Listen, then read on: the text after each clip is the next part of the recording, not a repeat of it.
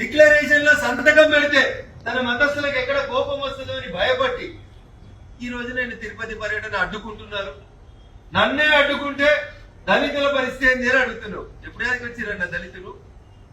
ఎప్పుడు యాదికి వచ్చారు జగన్మోహన్ రెడ్డి గారు? ఏమైంది దళితులకి? తిరుమలకు వచ్చే ఎవరన్నా దళితులను అడ్డుకున్నారా? సో నీ స్వప్రయోజనాల కోసం హిందూ సమాజంలో మళ్ళీ కులాల పేరిట పంచాయతీ పెట్టొద్దని మీరేదో అన్నారు కదా, మేమే హిందువులమని చెప్పుకుంటారు. హిందూ టార్చ్ బేరర్స్ అయిన బీజేపీ నాయకులను అడుగుతున్నా అన్నాడు. అందుకని నేను స్పందించాల్సి వస్తున్నాను. ఆయన మా పార్టీ పేరు తీసుకోకుంటే మేము స్పందించకపోతుంటే. So this is not written by BJP, this is not written by Chandrababu Naidu garu, this is not written by Jaganmohan Reddy garu. This is a declaration which is prepared by TTD. మీ నాయన గారు ముఖ్యమంత్రి అయ్యేకంటే ముందు నుంచి ఉన్నటువంటి నిబంధన ఇది. దీనికి బీజేపీకి హిందూ టార్చ్ బేరర్స్ కి ఏం సంబంధం? బరాబరి హిందూ మతం ఏం చెప్తుందో ప్రపంచం అంతా తెలుసు. అందరినీ గౌరవించేటువంటి సంస్కారం ఉన్నటువంటి పార్టీ హిందూ ధర్మంలోనే ఉంది.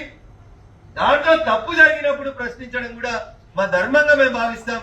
అందుకనే ప్రశ్నిస్తా ఉన్నాం తప్ప ఇంకొక రకంగా లేదు. మీరు వస్తా అంటే స్వాగతిస్తాం, కానీ డిక్లరేషన్ మాత్రం సంతకం పెట్టాం.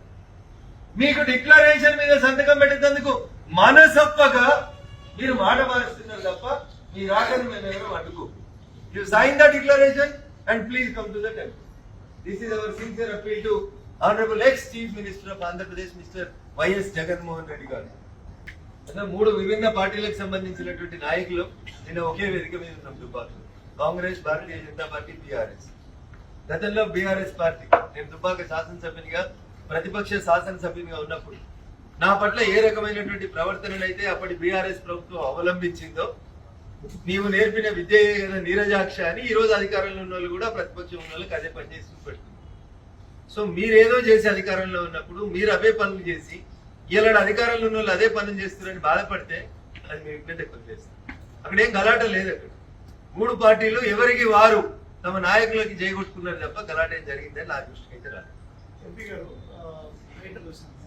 బీజేపీకి స్పష్టమైనటువంటి వైఖరి లేదని దాని మీద ఎన్నో క్లారిటీ రాలేదు. హైడ్రాని రాష్ట్రం మొత్తం అమలు చేయాలని డిమాండ్ ఏమైనా చూస్తుంది. గతంలో చేసినటువంటి మాట వాస్తవం. ఆ మాటకు రఘునందన్ రావు కట్టుబడినటువంటి మాట కూడా వాస్తవం. కానీ మా పార్టీ తీసుకునేటువంటి నిర్ణయం ఏమన్నా నా నిర్ణయానికి భిన్నంగా ఉంటే మా పార్టీ నిర్ణయమే మా అందరి నిర్ణయంగా మేము తుంచే తప్పకుండా పాటిస్తాం. It was the early days, early opinion when somebody like you asked me HYDRAA మంచిదా కాదా అంటే ఒక సైన్స్ టీచర్ గా చెరువులు, కుంటలు, నాలాలని పరిరక్షించమని ఈ దేశ సర్వోన్నత న్యాయస్థానం చెప్పింది కాబట్టి సుప్రీంకోర్టు చెప్పింది చేస్తే నేను వెల్కమ్ చేస్తా అని చెప్పిన. నేను ఒక టీచర్ గా, ఒక వకీల్ గా, ఒక రాజకీయ నాయకునిగా జనం స్పందన అని చెప్పిన. If my party takes A decision, I will obey my parties decision as a కార్యక్రమం.